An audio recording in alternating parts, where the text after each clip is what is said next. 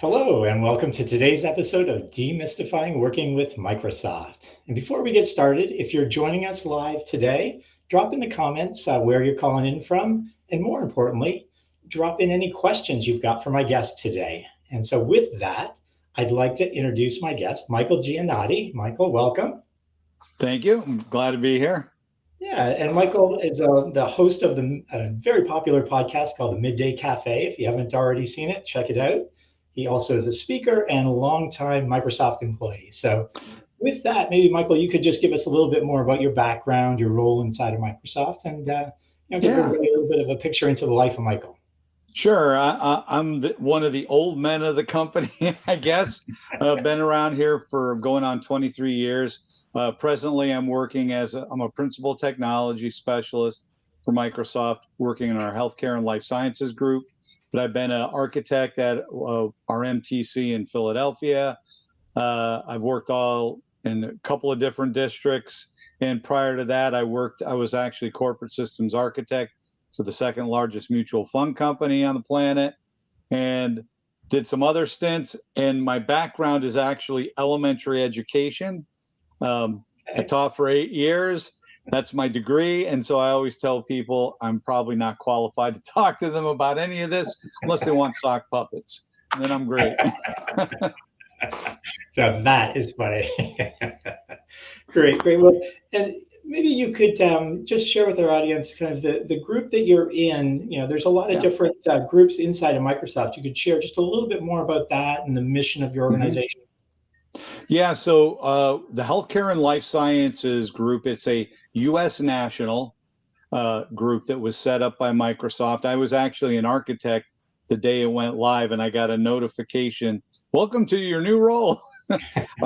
But we cover the breadth of healthcare and life sciences. So, for me, my customers include everything from large pharma, global companies.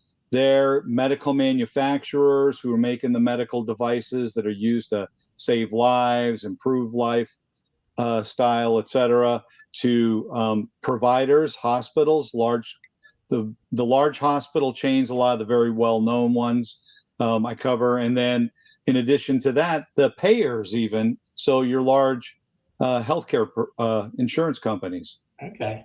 It wouldn't be complete without having the insurance weaved in there. So, Somebody's got to pay for it. right, right, right.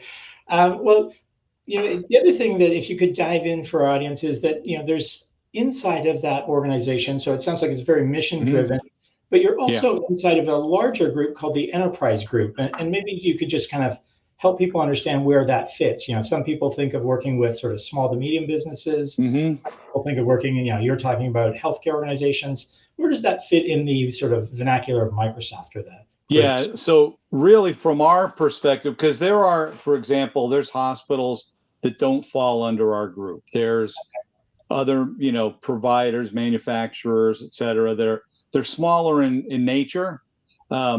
Ours really is around that enterprise level of very large customers. So for example, I'll just say healthcare hospital provider X, Yeah. and they may have hospitals up and down the East Coast or within the Northeast or covering the South. So it really is those the larger customers. In total, when you take those four areas of coverage that I span across, Yeah. there's a little over 300 in total from a Okay. customer base. So they are the biggest, typically Fortune 500 companies. They're large Got instances. it. So it's fair to say then that your organization, or the customers you work with, fall into what Microsoft would refer to as the enterprise group. But there Yes, are absolutely. healthcare organizations that would fall into, say, that what Microsoft refers to as small to medium corporate. So, Yeah. uh, yeah, okay, Your great. small local hospital, Yeah, maybe small regional ones and stuff. And those are handled by our regional districts. got it, got it. And it sounds like you cover those sort of a larger geographic territory because you're covering some of those larger I cover the organizations. whole US. If Okay, they're based in the US, I cover them. got it. So you've got a fair bit of territory to cover then. Yes. Got I'm a it. busy guy. I bet. I bet. Well, Let's transition then, and maybe share with me. I know that partners are a big part of the Microsoft Yeah. ecosystem. I'd love to hear from you. Are they, what type of partners do you work with? What type of partners do you find get engaged in the accounts that you're working with? Yeah. So first off, partners are indispensable in what we do, and we'll talk more about that. But the type of ones that I typically work with, we don't work with the value-added resellers or the VARs. At least I don't in my role. We have Mhm. other people that do the sale on the sales team. From a technical standpoint, I typically will work with the ISVs or the ones who are actually writing software and services and that kind of thing, Mhm. as well as the implementers, right, or the ISVs. So those are the two areas. But even within that, you know, there are lots of partners that we work with. We call it, I call it we co-petitate with many. So there are, producers of services and software that may cross over things that we do actively and, sell. But where it makes sense, we work together, we partner, we have solutions that are built on that, because we were talking just briefly before, and that it's been a new Microsoft for a number of years now with Satya, where, if you look at Azure, you want Oracle on Azure? Well, that's fine. Get Yeah. Oracle on Azure, as opposed to the old days where it was like stop and Yeah. Right. yeah.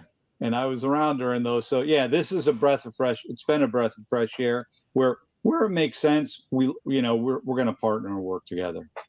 Yeah, yeah, and you bring up something that's great there in terms of, there's the two types of partners you work with, what I would refer to as the SI or systems integrator, Yep. person that's, deploying the platform or the tools, and then the ISVs that are coming up with solutions that are, I would suspect, industry focused. There's ISVs that are solving sort of horizontal problems, but I would imagine you Yeah. work with ISVs that really focus on the industry specific problems too. Is that a fair statement? Well, I would say we work with both, right? So the horizontal and the industry focus, because if you think about, again, my space, certainly when we talk about clinicians, right?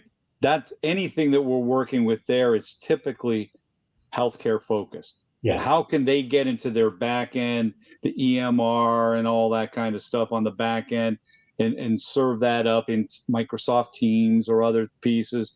It's things of that nature. But when we branch out, even within the healthcare space, right? Those providers, you have large IT departments and other groups that they're each group likes to say we're unique in this and that, but when it comes to your typical knowledge worker, as we like to say, really those problems are horizontal and span not just us, but they span all. With regulatory, yes, there's added pieces in play, but that's the same type of thing we see with financial services and other regulated industries. So we work with both. We do, though, however, work with quite a few who are building, and they're also a lot of our implementers have IP, Yeah. that they're implementers that again cross all of our customer base, not just healthcare and life science, but then they'll have specific IP for our type of instances. Yeah. And I imagine that's got to be a huge value for you when they come with that industry knowledge. I mean, it's great to Yeah. say I can deploy Teams, but if I come to the table and say I can deploy Teams, but I also understand how an EMR needs to, and that's electronic medical records, if I got that right, Yes. how Yes. the EMR needs to present the information and how I need Hmm. to protect that with HIPAA and all those things. So I'd imagine just the industry specific knowledge is a real value asset to you.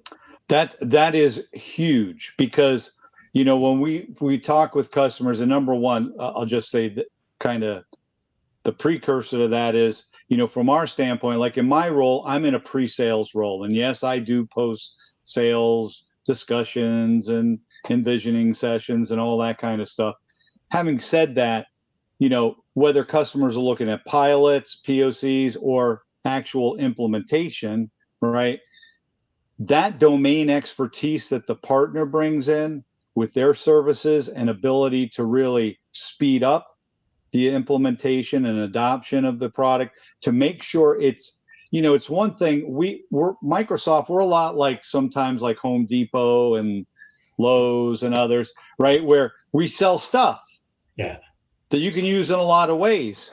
And but those partners really help it to become refined to focus on the particular needs of our customer base. And when they have reusable IP because they have that domain knowledge, not just generalized, but domain specific knowledge, that just really speeds things up. And the customers are much more comfortable with it. They understand their space. They understand their regulatory, challenges and things, and really can not only deliver that extra value, but really speed things up. Yeah, I think I imagine in your position and from the seller's position, that sort of time to consumption or speeding that opportunity up is a really important metric. Is Yeah. that you can take the customer from, the idea right through to actually executing and consuming the technology. Yeah. I mean, that's huge because there's a couple of things. Number one, I will say most the people that I work with, inside of Microsoft in our group, one of our things is to help improve patient outcomes and the same things that they talk about for providers, right? We talk about it frequently in our monthly all hands on deck for healthcare and life sciences. Look, we're here to help literally improve and save lives, and that's awesome for somebody who's been around forever to get to work on things that really are making a tangible difference. That's big. But then to be able to have, again, the partners that can pick that up and really understand that, it just helps because we want the customer to have the best experience. We want them to have the ROI returns. We're all being fiscally responsible. We want them to have that kind of return. And if the stuff just sits and kind of languishes, right? And we've seen that for years. I mean, I remember for years we'd get customers, they'd buy our on-premise stuff and then maybe start to deploy it come their next enterprise agreement. And you're like, Right. so, and in the cloud, even more so, the push to we want them to get value quickly and get that ROI because it's going to impact their business, impact patients ultimately. And and then on the other side, flip side, if they're not using it, if they bought something from us and in its generic form, it doesn't provide them the value they need, right? They're going to look elsewhere. I mean, that's just common sense. Yeah, yeah. There's the business aspect, and then we also do want to see them make a difference. And I think one of the best examples, I'll just throw this out, and partners were off the charts indispensable. I remember it was when COVID first was, when we all thought it was going to be like more than the bubonic plague or something at that point. But it was the early days, and we were getting the images out of China. And I remember a healthcare org who was a provider getting on the phone, and I'm on a call with doctors who were literally yelling, they're closing the local schools, shutting everything down next week. And most of our providers didn't have telemedicine capabilities. Oh my goodness, right.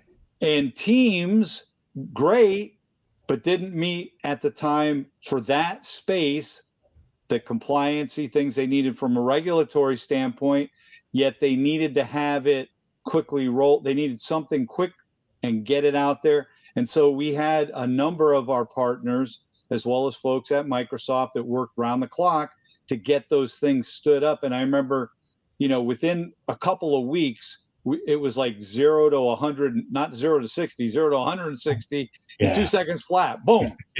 And it went live. But it was that speed of delivery that helped, and partners were indispensable in that. Yeah, I mean, the things that stand out there is a couple of things. One is that it's really truly mission driven, the organization, and that's a great example of it. It's like, look, here's the mission, and we've got to do it because patient care it's critical. It's non-negotiable.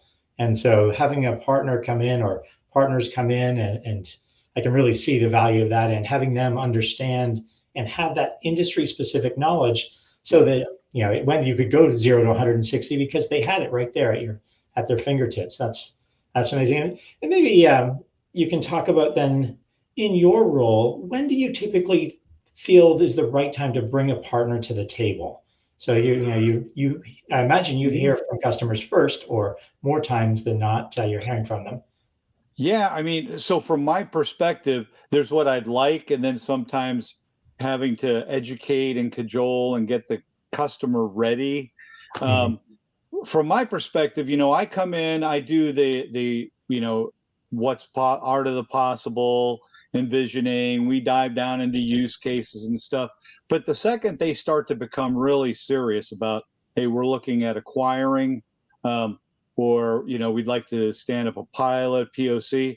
For me, that I would like them involved from the get go, because at that point, and that's where we try to do it. Like if we're going to do a session, a architectural design session, perhaps around a pilot or POC, or even if you bought this, how would you move forward?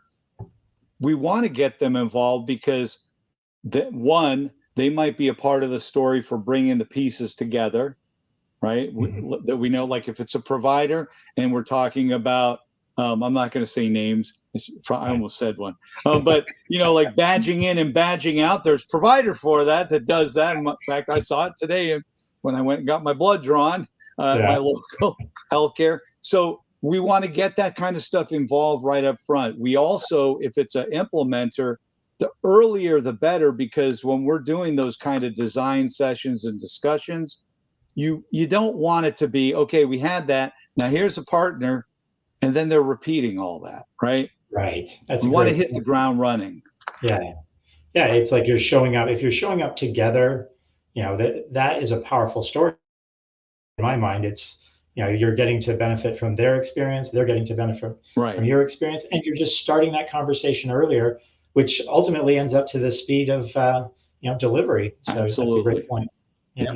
yeah. Well, let's pivot a little bit, and again, without naming any names, but when you think about some of the partners you work with today, Yeah. what are some of the things that really stand out is like that makes an exceptional partner in my eyes?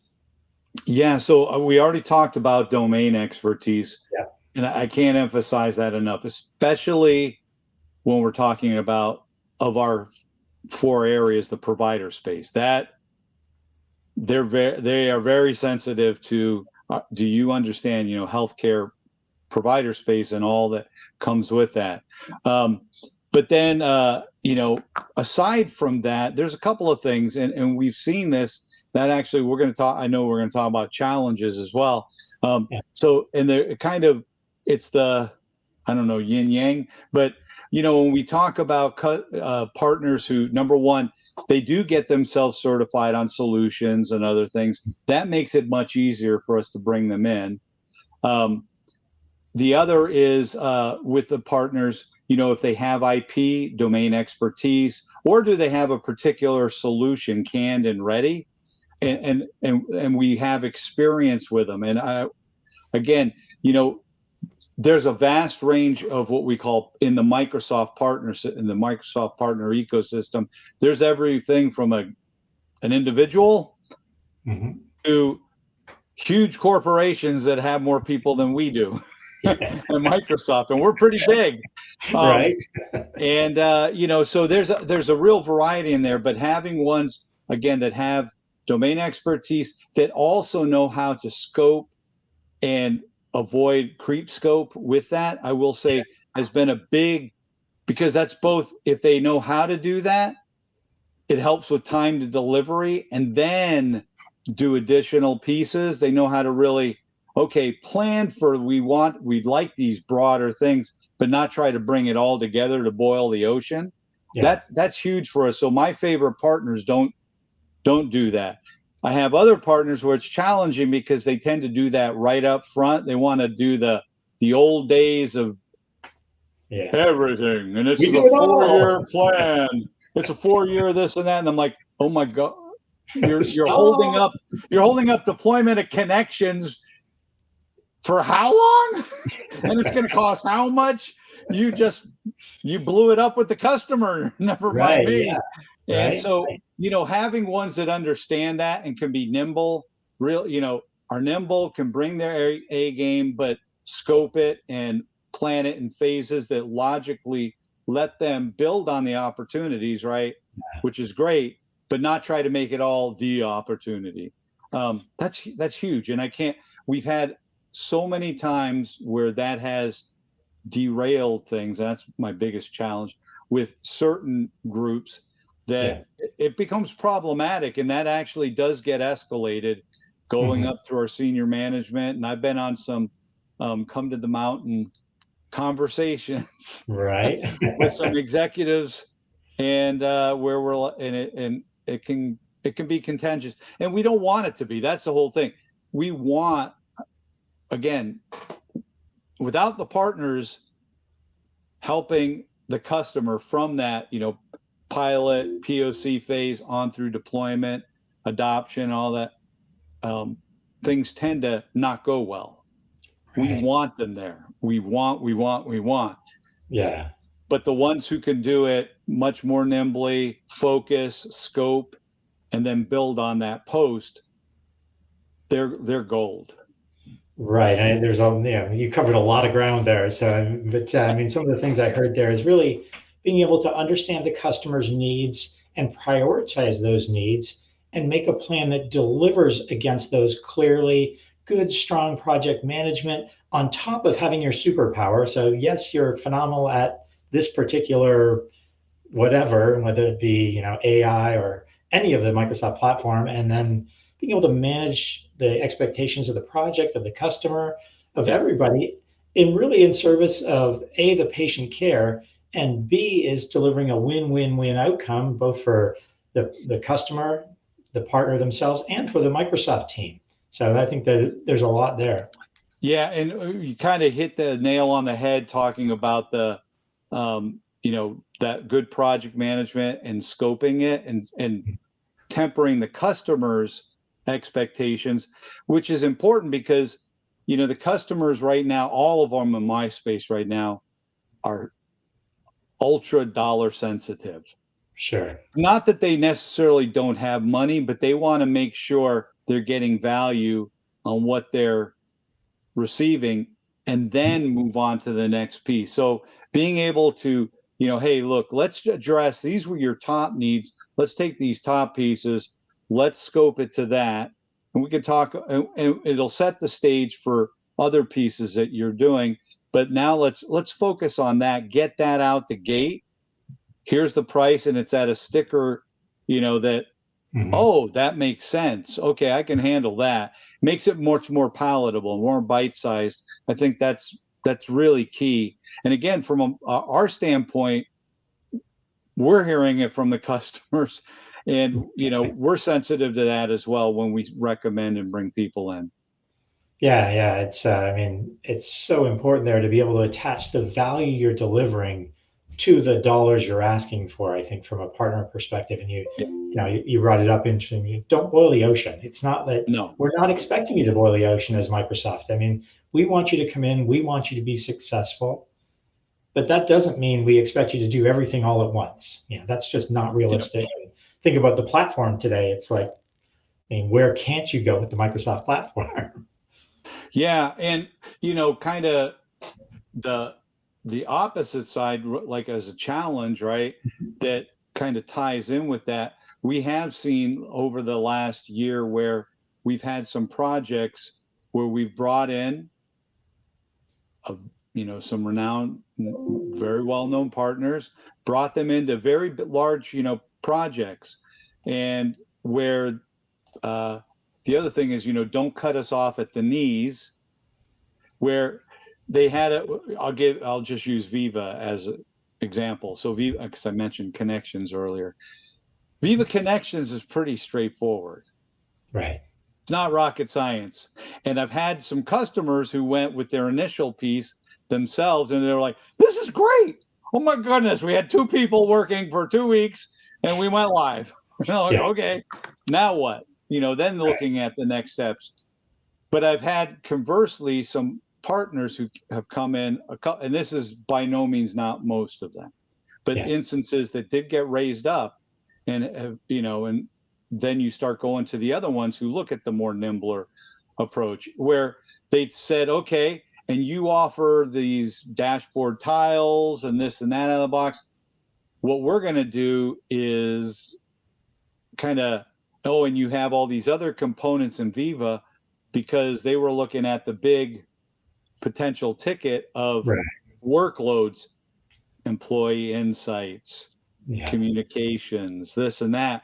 They basically created proposals around web pages that they were going to bring in, and we brought the partner in around Viva, that they were going to bring, that they would bring in, that then became homegrown substitutes for our stack. And Interesting. basically was pushing us, our sales motion completely out, and then doing it, taking what would have been our price tag here and blowing it out to here. Okay. Right. Over, this time frame. And we've seen that. So, that's not typical, by no means, but on those instances where that happened more than once, those were escalations up. Sure. And that's takes that concept of, all three parties winning and cuts one of them right out of the equation. And that's not the recipe for success. No. And our good partners that I mostly deal with are, like I said, they're gold. Like, it's like, yeah. Hey, how can we help? We're going to do this. And when they get in, it's like, whew. In fact, I had a call yesterday about a customer who one of our partners had been in for one of those. They scoped it.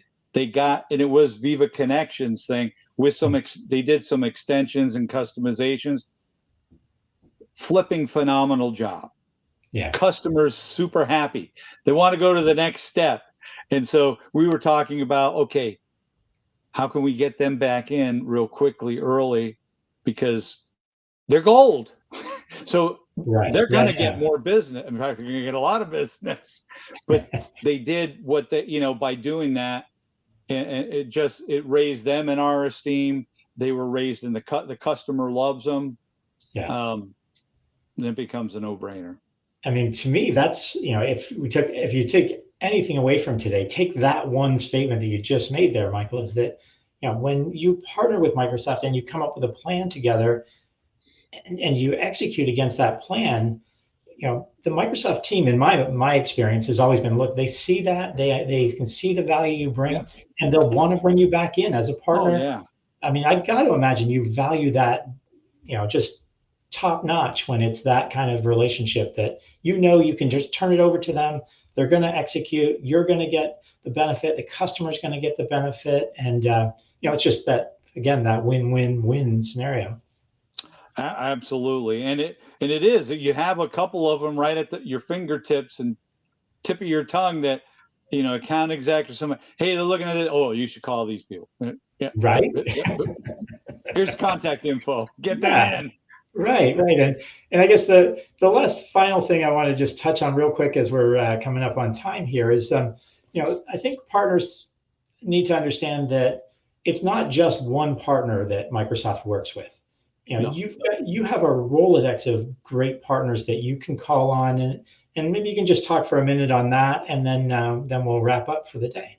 Yeah, we have those ones that are horizontal, but also / have domain expertise. Mm-hmm. That, I have a number of them at my fingertips that I trust and have done a great job with customers, and we're always open to talking to others. And then there's other ones that are very focused, that provide specific solutions that, when it's like, hey, you need badge in, badge out. Hey, here you go. You need workforce automation. Here you go. Tie into this. You need that. There are a whole slew of them that we do have that are either of the horizontal or of that vertical. Right. That, again, we've worked with many, many times, and it's just, it helps you, because it's kind of like, that you go to the doctor, since we're healthcare and life science, he takes the little hammer and goes think on your knee and goes whoop, and it flips up. Issue X comes up. Oop, bloop, that's this. Yeah. Call them. Let's get them involved. Yeah. Right. Yeah. That's such a great. Well, Michael, this has been fantastic. Thanks for sharing all this great insight into sort of the your view of the world from the healthcare and life sciences team. I really appreciate it. if anyone wants to get a hold of you or to reach out to you, how would they do that? What's the best way? Yeah, so I mean, I'm on LinkedIn. You can find me on LinkedIn readily. Also, I run our healthcare and life sciences public-facing blog, and you'll see Great. me. That's where I post my podcasts, and Yeah. you can find that at aka.ms/HLS blog. That's aka.ms/HLS blog. You can ping me on there.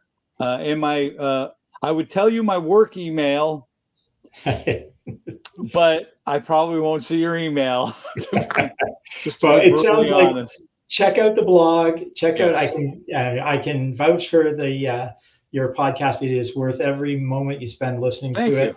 And then reach out on LinkedIn if you Yeah, you want to get a hold of Michael. So again, absolutely. Michael, thank you very much. I appreciate the time. It's been fantastic, and have a great Thanks, day. Rob. Thank you. Thanks for You too joining us. now. Bye-bye.